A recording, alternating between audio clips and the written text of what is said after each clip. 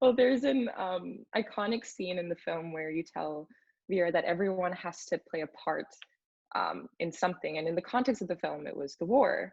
I wanted to ask you, what do you think your role is in cinema, and especially as a South Asian woman? Um, I, you see, I mean, I understand that as a film actor, you have a responsibility, but Mhm. I don't think that I'm going to start becoming like that. Can't be my motive. Like, to have find liberation for my color, my gender, can't be the reason why I'm in film. So it's not the other way around. um, Okay. so I don't think that I need to do certain things because that's my motive. That's just my everyday. I have to fight for my gender, my color every day. So to not compromise is something that I have to do um, every day. And I think whether I'm in films or I'm not in films doesn't matter. I think we all need to fight for equality always, and to keep up the fight is the important thing. I think what happens is people give up, and I Right. do see why they give up, because it's hard, and you just get tired of it, or mm, you get into powerful positions, and then you don't want to, you become like those who you earlier criticized, Mm, you know so to not do that, or the moment you get power, to still hold your principles and hold those beliefs dear to you and keep fighting is what I try to do.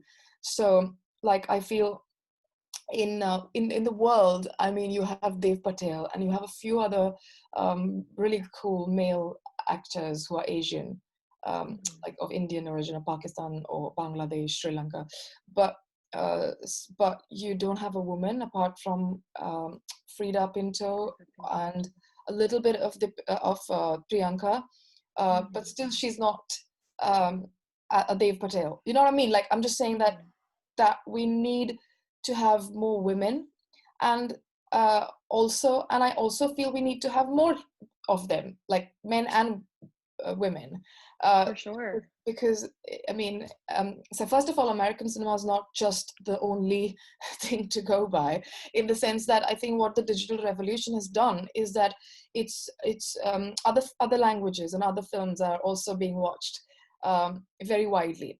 So it's sort of like, I mean, last year's Oscars were like amazing, right? So I Fantastic. think that's what also is required, where American cinema is not the sole um, validation or representing, like, you're just not fighting there for being represented, but what you're making here is also being widely viewed and appreciated, because everybody's just trying to run there Yeah, and find exactly. representation.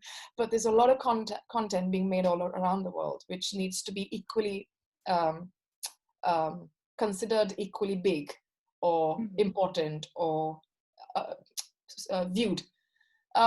So I think it's not just a one way. It's like many facets of it, and everything needs to. Um, so I think I think a viewer and as a film actor, maker, whatever fraternity, I feel that I try to watch as much cinema as possible.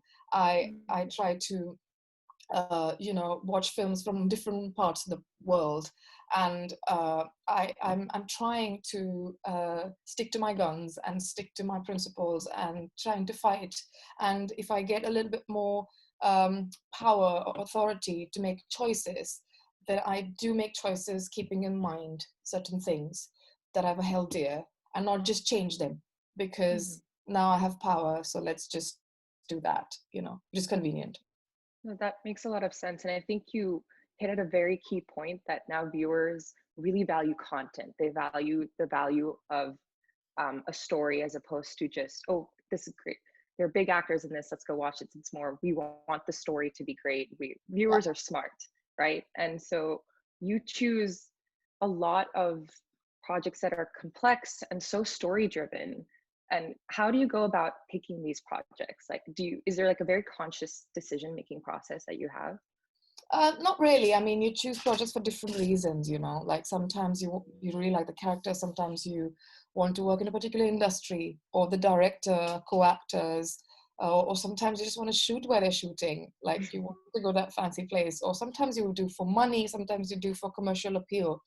You know, so many things, and they're all equally valid. You know, it depends on your need For at the sure. moment. Um, and I think I sort of choose them subject to my condition at that point and what my thing is. But by and large, I think that I need to A, grow as an actor, otherwise it's boring, and B, grow as a human being, which is of utmost important to me. So if the work is not going to inspire me as a person, forget just work-wise, but as a person with ideas uh, and opinions and thoughts, and just, you know, if it's not going to change me, then Mhm. I'm really living a very stagnant and boring life.